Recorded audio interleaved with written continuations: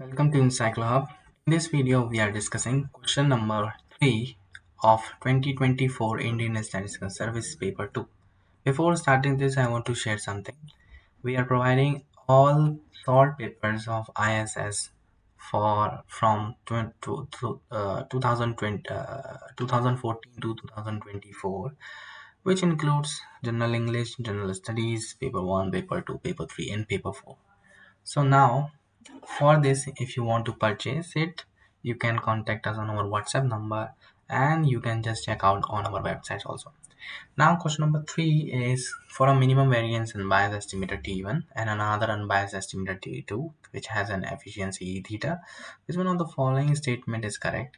An unbiased linear combination of T1 and T2 is an MVU estimator. T1 and T2 are unique. The correlation coefficient between the T1 and T2 is given E theta 1/2 and none of the above. तो देखिए यहाँ पे सबसे पहले concept समझ लेते हैं कि MVU क्या होता है। MVU का मतलब ये होता है मिनिमम वेरिएंस अनबायस्ड एस्टिमेटर, और ये हमेशा केवल एक ही होता है। T1 यहाँ पे वो दिया गया है कि T1 एक मिनिमम वेरिएंस अनबायस्ड एस्टिमेटर है जो कभी भी एक ही होगा, ओनली वन। एक ऐसा एस्टिमेटर केवल वन ही होता है, बल्कि T2 एक अनबायस्ड एस्टिमेटर है, कितने भी हो सकते हैं। Which has an efficiency E theta, efficiency दी है ई थीटा, एफिशिएंसी दी है ई थीटा, और इसके साथ बोला है कि कौन कौन से स्टेटमेंट करेक्ट हैं। यहाँ पे बोला है कि unbiased estimator linear combination is an ambiguous.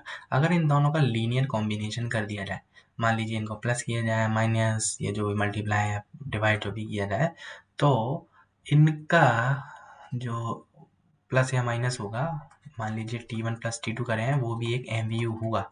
तो ये स्टेटमेंट गलत है। क्यों गलत है?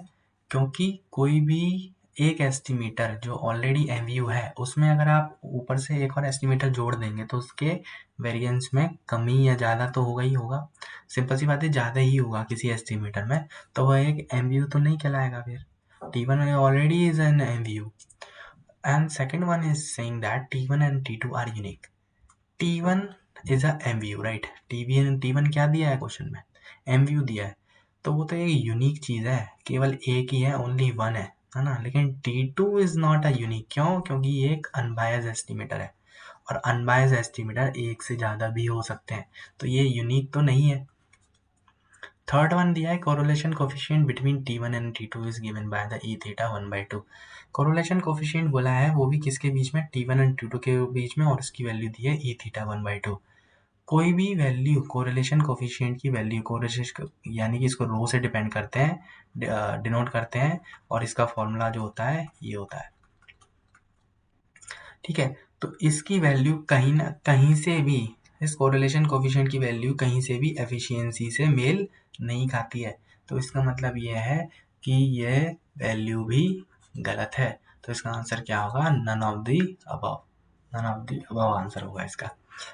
चलिए, अगर आप चाहते हैं कि if you want to purchase these books, और these are in the form of PDF और in the hard copy also, so you can contact us anytime, so we will provide on your address, or if you want PDFs, so we will provide on your mail. Thank you so much for watching.